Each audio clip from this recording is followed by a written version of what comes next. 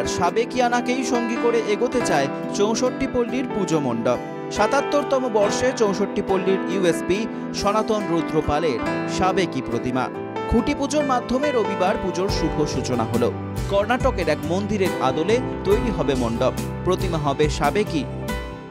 আমাদের প্রধান উৎসব এই দুর্গাপুজোর দিকে তাকিয়ে থেকে আমরা সমস্ত বাঙালি আজকে বাংলা ভাষার দাবিতে আমরা সোচ্চার, সারা বাংলা কেন সারা ভারতবর্ষে আজকে। তাই এই পুজোকে কিন্তু আজকে পরিকাঠামোর মধ্য দিয়ে বা এই কাঠামো পুজোর মধ্য দিয়ে শুরু হয়ে গেল এবং এই শুরু হয়ে যাওয়া মানে দিন গোনা শুরু হয়ে গেল।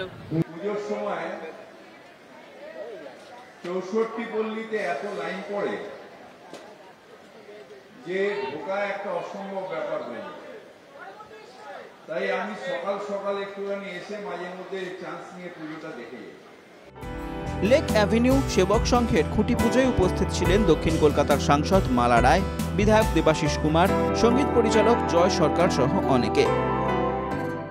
এই কারণেই গঠিত হওয়া উচিত আপনাদের মতো মৌলিক আমি নিজেও ওইখানেই জন্মেছি পাশের বাড়ি, কিন্তু আমাদেরও সেই মৌলিক নেই যেটা আপনাদের।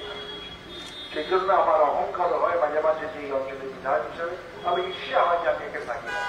প্রথমত আমাদের এই পাড়াটা ভারী চমৎকার পাড়া, এখানকার মানুষজন, পরিবেশ খুব শান্তিপূর্ণ।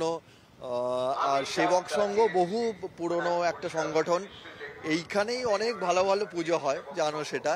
আর আমি এই এলাকার একজন। আজকে পুজোয় ঢাকের কাঠি যেটা সেটা আজকে পড়ছে, তো সেদিক থেকে খুব আনন্দের শুরু আর কি, একটা আনন্দের ফেজের আমাদের সব থেকে ভালো থাকার সময়ের শুরু আজকে। খুঁটি পুজো একটা পুজোর সূচনা, মানে এই যে এখানে এই পাড়ায় দুর্গাপুজোটা হচ্ছে সেটা আমরা জানতে পারলাম কি করে, খুঁটি পুজোটা হয়েছে মানে এবার পুজোটা হবে ধুমধাম করে। তো পুজো আমাদের প্রায় শুরু হয়ে গেল, আর আমার এই খুঁটি পুজোর মাধ্যমে পুজোর একটা আমেজ চলে এলো, কারণ এই প্রথম আমি খুঁটি পুজোয় আসলাম। সো খুব ভালো লাগছে। শাস্ত্রমতে এই দিনটিকে দুর্গাপুজোর আনুষ্ঠানিক সূচনা হিসেবেও ধরা হয়। এই পুজো করে দেবীর মূর্ত প্রতীককে মণ্ডপে আনার জন্য আমন্ত্রণ জানানো হয়। খুঁটি পুজোর মাধ্যমে মণ্ডপ এবং দেবীর মূর্তিকে সুরক্ষা প্রদান করা হয়, যাতে কোনো অশুভ শক্তি তাদের ক্ষতি না করতে পারে। পৃথা দাশগুপ্ত ও সুস্মিত মজুমদারের রিপোর্ট, NKTV বাংলা।